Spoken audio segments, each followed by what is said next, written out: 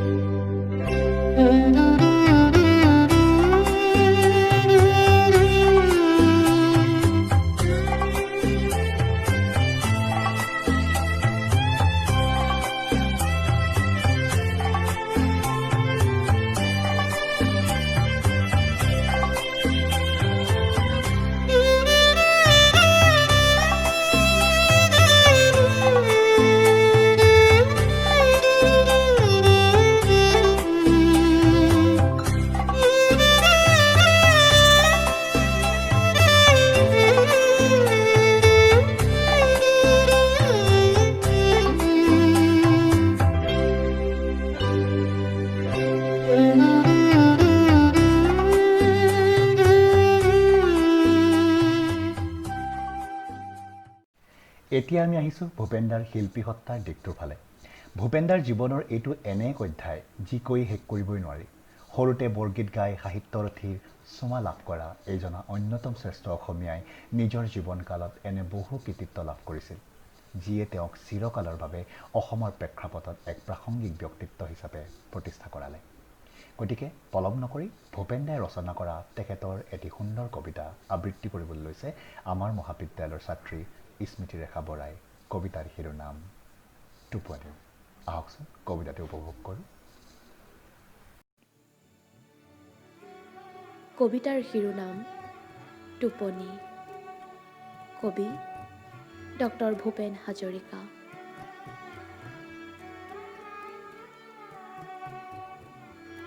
মা তুমি গাইছিলা গান আমাৰে মইনা শুবয়ে মা তুমি গাইছিলা গান আমাৰে মইনা শুবয়ে সেই গান হ'ল শেষ তাহানিয়ে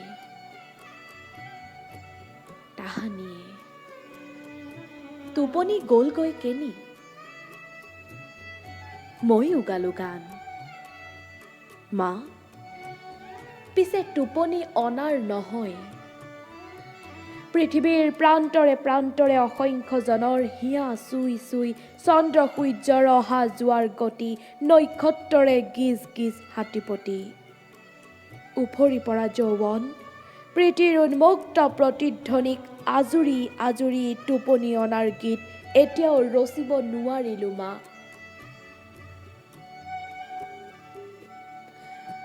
মা তুমি গাইছিলা গান মা তুমি গাইছিলা গান আমাৰে মইনা শুবয়ে সেই গান হ'ল শেষ তাহানিয়ে মা টোপনি গ'লগৈ কেনি মোৰ টোপনি গ'লগৈ কেনি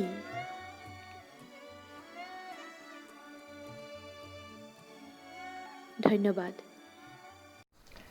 ভূপেন দা কেৱল এজন শিল্পী নাছিল তেওঁ আছিল এজন বিশ্বশিল্পী যিয়ে নিজৰ কামৰ মাজেৰে অসমৰ এখন কাহানিও নেদেখা ছবি বিশ্বৰ আগত প্ৰতিষ্ঠা কৰিছিল নিজ ভাষাত অসংখ্য গীত গোৱাৰ উপৰিও অসম তথা উত্তৰ পূবৰ কৃষ্টি সংস্কৃতিক বিশ্বৰ আগত গৰ্বৰে প্ৰকাশ কৰি ভূপেন দাই তেওঁৰ গীতত উল্লেখ থকা সেই ভাতৃত্ববোধ সম উন্নয়নৰ জীৱন্ত চানেকি দাঙি ধৰিছিল বহুকেইখন হিন্দী ছবিত কণ্ঠদানৰ লগতে সংগীত পৰিচালনা কৰা ভূপেন দাৰ কৰ্মৰাজিয়ে অসমৰ পৰিধি ভাঙি ভাৰতৰ অন্য ৰাজ্য বাংলাদেশকে আদি কৰি দেশে বিদেশে সমাদৰ লাভ কৰিছিল আজিও কলকাতাৰ গলিত ভূপেন দা এক পৰিচিত নাম আৰু মানুষেৰ জন্য এক সুলভ গীত এতিয়া ভূপেন দাৰ সংগীতত ভূপেন দাই লেখা এটি গীত আপোনালোকৰ সন্মুখত প্ৰস্তুত কৰিছে আমাৰ মহাবিদ্যালয়ৰ প্ৰাক্তন ছাত্ৰী তথা ডিব্ৰুগড় বিশ্ববিদ্যালয় যুৱ মহোৎসৱৰ একালৰ শ্ৰেষ্ঠ গায়িকা অন্বেষা চেতিয়াই গীতৰ কথা নৱমল্লিকাৰ হেনো হেঁপাহ জানো পুৰাব আহকচোন গীতটো উপভোগ কৰোঁ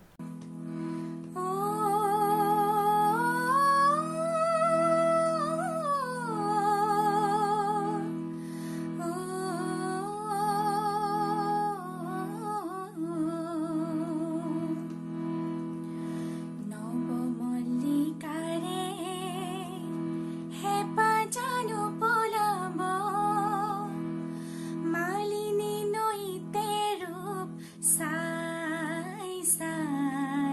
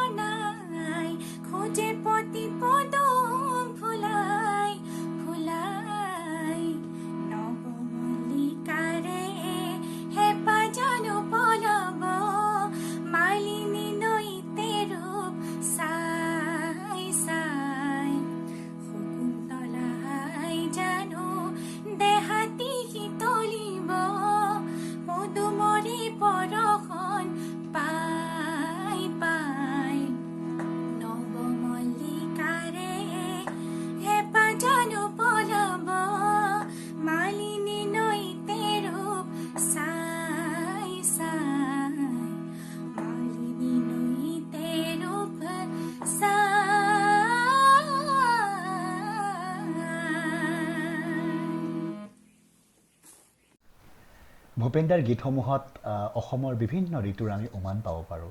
বহাগেই হওক, শৰতেই হওক, তেখেতৰ গীতবিলাকত যেন প্ৰাণ পাই উঠে। গতিকে শৰৎ সম্পৰ্কত তেখেতে লিখা কেইবাটাও কালজয়ী গীতৰ দুটি গীত এতিয়া আপোনালোকৰ সন্মুখত প্ৰস্তুত কৰিবলৈ আমি আগবাঢ়িছোঁ। প্ৰথমতে শৰৎ সম্পৰ্কে এটি সুন্দৰ গীত কহুৱা বন মোৰ অশান্ত মন, এই গীতটিত বাঁহীত সুৰ দিছে আমাৰ মহাবিদ্যালয়ৰ ছাত্ৰ জগদীশ তামুলীয়ে। আৰু একেদৰে শৰতৰ শেৱালিক নতুন নিয়ৰে শীৰ্ষক এই গীতটি পৰিৱেশন কৰিছে আমাৰ মহাবিদ্যালয়ৰ ছাত্ৰ এঞ্জেল আবিৰ দাসে। আহকচোন দুয়োটি গীত আমি উপভোগ কৰোঁ।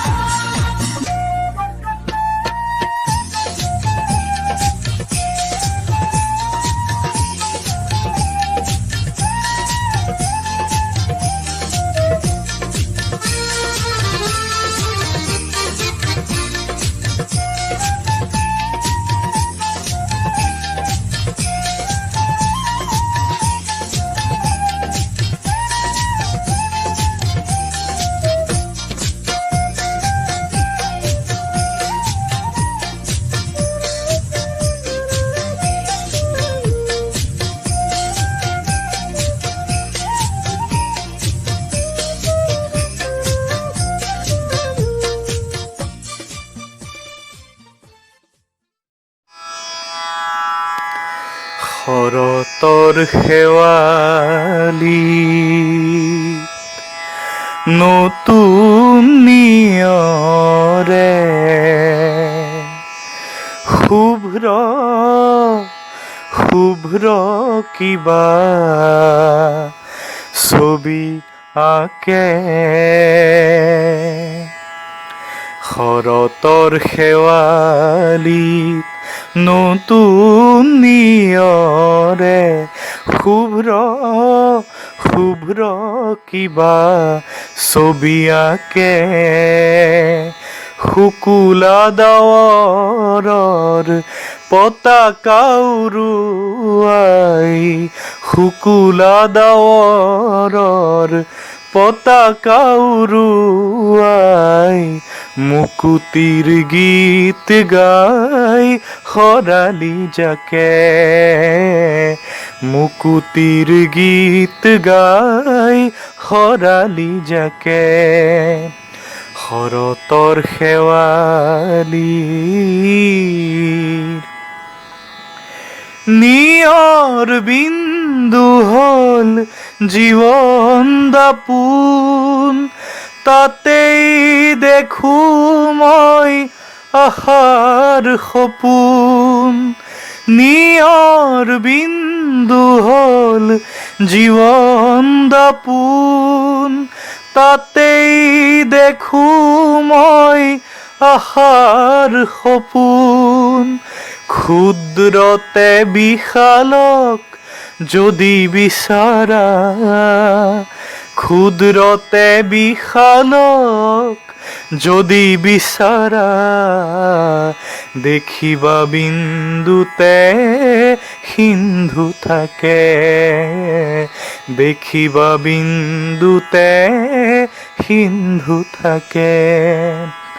শৰতৰ শেৱালিৰ শিল্পী আৰু ৰাজনীতি যেন একেটা মুদ্ৰাৰে ইপিঠি সিপিঠি। এজন ৰাজনৈতিক নেতাৰ দৰে এজন শিল্পীও জড়িত হৈ থাকে ৰাইজৰ সৈতে। নিজৰ কামৰ মাজেৰে সমাজ সলনিৰ নানা কথা কয় তেওঁলোকে। ভূপেন দাৰো ৰাজনৈতিক জীৱন এনে বহু উত্থান পতনেৰে ভৰা আছিল। প্ৰাৰম্ভিক অৱস্থাত বাওঁ মতাদৰ্শত বিশ্বাসী ভূপেন দা বিপ্লৱী শিল্পী বিষ্ণুপ্ৰসাদ ৰাভাৰ ঘনিষ্ঠ সম্পৰ্কলৈ আহিছিল আৰু তেওঁ বাওঁ সংগঠন ভাৰতীয় গণনাট্য সংঘৰ লগতো ওতঃপ্ৰোতভাৱে জড়িত আছিল। অৱশ্যে ভূপেন দাই কেৱল সাম্যবাদৰ কথা কৈ নিজকে সীমাবদ্ধ নাৰাখিছিল। তেখেতৰ গীতবিলাকত আমি আঞ্চলিকতাবাদৰো উমান পাওঁ। গতিকে ভূপেন দাৰ এই যি অৱদান ৰাজনৈতিক ক্ষেত্ৰতে হওক, সাহিত্যৰ ক্ষেত্ৰতে হওক, সাংস্কৃতিক দিশৰে ক্ষেত্ৰত হওক, এই সম্পৰ্কেনো আমাৰ যুৱ সমাজে কি ভাবে তাৰ মনৰ উমান ল'বলৈ আমি যোগাযোগ কৰিছিলোঁ আমাৰ মহাবিদ্যালয়ৰ ছাত্ৰ ৰামকৃষ্ণ দত্তক, লগতে আমাৰ মহাবিদ্যালয়ৰ একালৰ প্ৰাক্তন ছাত্ৰ তথা বৰ্তমান অসমৰ এগৰাকী উঠি অহা নৱ যুৱ সাংবাদিক নেত্ৰজিৎ বৰা। আহকচোন তেওঁলোকৰ মনৰ উমান লওঁ। নমস্কাৰ। ৰাষ্ট্ৰীয় সংবাদ মাধ্যমৰ এটা ইণ্টাৰভিউত ডক্টৰ ভূপেন হাজৰিকাক সোধা হৈছিল যে ভূপেন দা আপুনি নিজকে কি বুলি কোৱাটো বিচাৰে। তেতিয়া ডক্টৰ ভূপেন হাজৰিকাই কৈছিল যে I sing my life away. Doctor Bhupen হাজৰিকাৰ এই যিটো সাৰ্বজনীন সত্তা, পিট চিগাৰে লিখিছিল যে songs are sneaky things my friend but it can make history। Doctor Bhupen হাজৰিকাও লিখিছিল যে মোৰ গান হওক বহু আস্থাহীনতাৰ বিপৰীতে গভীৰ আস্থাৰ গান। ভূপেন হাজৰিকাৰ গানৰ যি সাৰ্বজনীনতা ইয়াতেই কেৱল ক্ষান্ত হোৱা নাছিল। তেওঁ মই এটি যাযাবৰ নামৰ তেওঁৰ বিখ্যাত গানটোত লিখিছিল যে মই দেখিছোঁ অনেক গগনচুম্বী অট্টালিকাৰ শাৰী, তাৰ ছায়াতেই দেখিছোঁ কটনা গৃহহীন নৰনাৰী। আৰু এই গানটোৰ একেই সুৰ আমি বিচাৰি পাওঁ বিশ্ববিখ্যাত গীতিকাৰ সংগীতজ্ঞ বব ডিলানৰ এই হাৰ্ড ৰেইনছ গনা ফল নামৰ গানটোৰ মাজত। আৰু ভূপেন হাজৰিকাৰ যি এই সাৰ্বজনীন সত্তা, এই সত্তাটোক আমি লাহে লাহে পাহৰিব লাগিছোঁ। লাহে লাহে আমি ভূপেন হাজৰিকাৰ অসমীয়াত্বটোকো পাহৰিবলৈ লাগিছোঁ। আশা কৰোঁ যে ভূপেন হাজৰিকাৰ যি মানৱতাবাদী তেওঁৰ গীতৰ ধাৰা, এই গীতৰ ধাৰাটো মানৱ জাতিৰ বুকুৰ মাজত সদায় ভাঙি থাকে। ধন্যবাদ। ভাৰতৰত্ন সুধাকণ্ঠ ডক্টৰ ভূপেন হাজৰিকা অসমীয়া ভাষা সংস্কৃতিৰ ক্ষেত্ৰত এক নতুন দিগন্তৰ সূচনা কৰিছিল মহান মনীষী সুধাকণ্ঠ ডক্টৰ ভূপেন হাজৰিকাই। আৰু আজি ভূপেন হাজৰিকাৰ এই জন্ম দিৱসৰ দিনটোত আমি শ্ৰদ্ধাৰে কৰিছো। প্ৰতিগৰাকী অসমীয়াৰ বুকুৱে বুকুৱে অসমৰ প্ৰান্তে প্ৰান্তে ভূপেন হাজৰিকাৰ সৃষ্টিৰাজি আজিও বিৰাজমান হৈ আছে। আমি অসমীয়া জাতিটোক যদি জীয়াই ৰাখিবলৈ হয়, অসমীয়া যদি অস্তিত্বক জীয়াই ৰাখিবলৈ হয়, তেতিয়াহ'লে ভূপেন হাজৰিকাৰ সৃষ্টিৰাজিক আমি জীয়াই ৰাখিব লাগিব। অসমীয়াৰ ঐতিহ্য, অসমীয়াৰ ভাষা, অসমীয়াৰ সংস্কৃতি, অসমীয়াৰ গীত বিশ্ব দৰবাৰ প্ৰতিষ্ঠা কৰাৰ ক্ষেত্ৰত এক নতুন যুগৰ, এক সোণালী যুগৰ সৃষ্টি কৰিছিল এইগৰাকী সুধাকণ্ঠ ডক্টৰ ভূপেন হাজৰিকাই। আৰু পুনৰ এবাৰ ভূপেন হাজৰিকাৰ জন্ম দিৱসৰ পবিত্ৰ দিনটোত আমি তেওঁক শ্ৰদ্ধাৰে কৰিছো। আৰু প্ৰতিগৰাকীৰ অসমীয়াৰ হিয়াৰ আমঠু হৈ আছে এইগৰাকী ভূপেন হাজৰিকা, আৰু প্ৰতিগৰাকী অসমীয়াৰ বুকুৱে বুকুৱে সজীৱ হৈ আছে ভূপেন হাজৰিকাৰ সেই অমৰ সৃষ্টিৰাজি। অসম আন্দোলনত জড়িত ভূপেন দাই সেই অভূতপূৰ্ব গণজোৱাৰৰ সাক্ষী কৰিও গীত ৰচনা কৰিছিল। অৱশ্যে সময়ৰ সোঁতত এইজনা শিল্পীও আদৰ্শৰ সলনি কৰা পৰিলক্ষিত হৈছিল। নিৰ্দলীয়কৈ অসম বিধানসভাৰ মজিয়া পোৱা এইজন শিল্পীয়ে পৰৱৰ্তী সময়ত ৰাষ্ট্ৰীয়তাবাদী দলৰ পৰাও নিৰ্বাচন খেলিবলৈ লোৱা সিদ্ধান্তই এতিয়াও বহুতকে আশ্চৰ্যচকিত কৰে। তথাপিও তেওঁৰ গীতত আমি খাটি খোৱা আৰ্তজনৰ উমান পাওঁ। তাৰে এটি কালজয়ী গীত দোলা একা বেকা বাটেৰে কঢ়িয়াওঁ কঢ়িয়াওঁ বৰ বৰ মানুহৰ দোলা শীৰ্ষক এই গীতটিলৈ আমাৰ মাজলৈ আহিছে সুদূৰ কলিকতাৰ পৰা শিল্পী ডক্টৰ মানস গোহাঁই। আহকচোন গীতটো উপভোগ কৰোঁ। নমস্কাৰ, মোৰ নাম মানস প্ৰতিম গোহাঁই। মোৰ ঘৰ গোলাঘাটত, বৰ্তমান মই কলকাতাত থাকো। আজি ভূপেন হাজৰিকা দেৱৰ গীত এটি গাব চেষ্টা কৰিছো।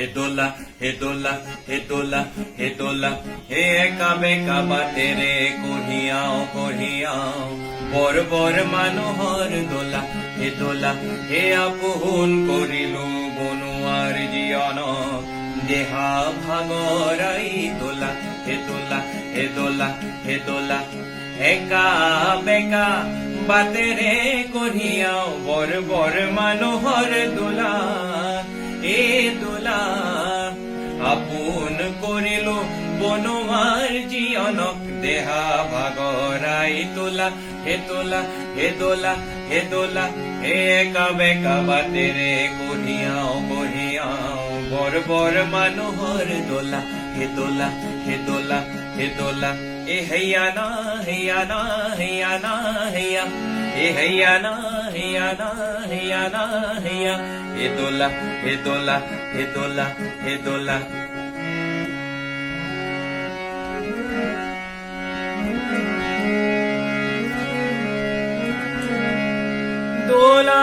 ভিতৰত কিৰবিৰ কৰিছে চহকী পাতৰে পাত ঘনে ঘনে দেখিছো লৰ চৰ কৰিছে কুকুলা চোঁৱৰৰ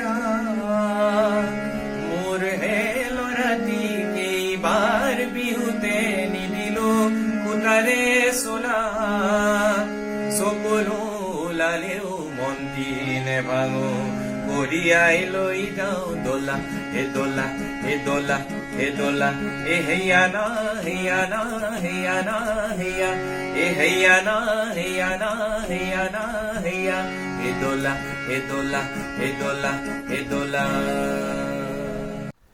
সামৰণিত যেতিয়াই অসমৰ ইতিহাস লিখা হ'ব তাত হয়তো ডক্টৰ ভূপেন হাজৰিকা নামৰ অধ্যায়টো সকলোতকৈ দেখনীয়াৰ হ'ব দাদা চাহেব ফাল্কে সংগীত নাটক একাডেমীৰ লগতে পদ্মশ্ৰী পদ্মবিভূষণ আৰু ভাৰতৰত্ন সন্মানেৰে সন্মানিত শতিকাৰ শ্ৰেষ্ঠতম অসমীয়াজন সকলোৰে মৰমৰ ভূপেন দা তেওঁৰ কৰ্ম গীত আৰু সুৰৰ মাজেৰে সদায় আমাৰ মাজত জীয়াই থাকিব বুঢ়ালৈত ৰৈ থাকিব সদায় আৰু তেওঁৰ স্মৃতি অসমীয়াৰ মনত থকালৈকে অসমীয়াই সদায় নিজকে সান্তনা দিব পাৰিব আমি অসমীয়া নহওঁ দুখীয়া গধূলিৰ নামঘৰৰ দবা কোবোৱাৰ পিছতে ৰেডিঅ'ত বাজি উঠিব তেওঁৰ গীতবোৰ আৰু তেওঁৰ গীতৰ মাজতে অসমীয়াই নিজকে বিচাৰি পাব অনাদি অনন্তৰ বাবে গতিকে আমি আজি আমাৰ এই আলেখ্য সামৰণি কৰিম সামৰণিত আপোনালোকৰ সন্মুখলৈ লৈ আহিছোঁ আমাৰ মহাবিদ্যালয়ৰ যোৱা বছৰৰ শ্ৰেষ্ঠ গায়িকা ফাৰ্মিন তাহেৰ আহমেদৰ এটি সুন্দৰ ভূপেন্দ্ৰ সংগীত গীতৰ কথা আজি বিহুৰে উৰুকা ৰাতি আশা কৰোঁ আপোনালোকে গীতটো উপভোগ কৰিব নমস্কাৰ মই ফাৰ্মিন তাহেৰ আহমেদ মই সাহিত্য শাখিতা নৰ্থ লখিমপুৰ কলেজৰ ছাত্ৰী মই সুধাকণ্ঠ ডক্টৰ ভূপেন হাজৰিকা দেৱক শ্ৰদ্ধা জনাই তেখেতৰ এটি গীত গাবলৈ মই চেষ্টা কৰিছোঁ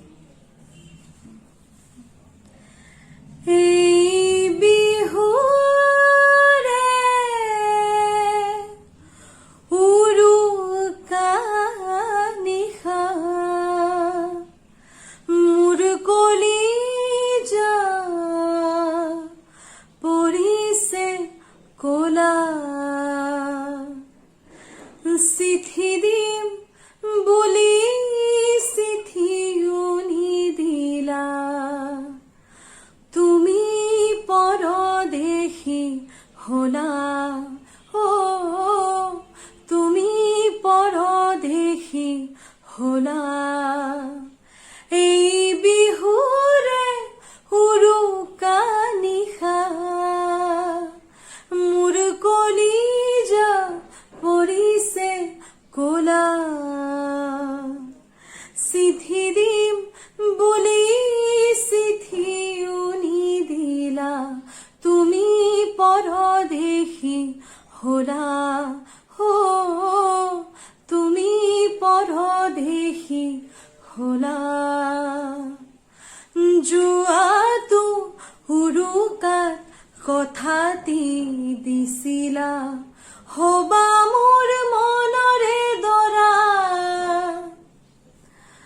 পশেকৰ পাছতে গুচি যে গলাগৈ মনটো হ'ল মোৰ মৰা তুমি কিয় যে দূৰলৈ গলা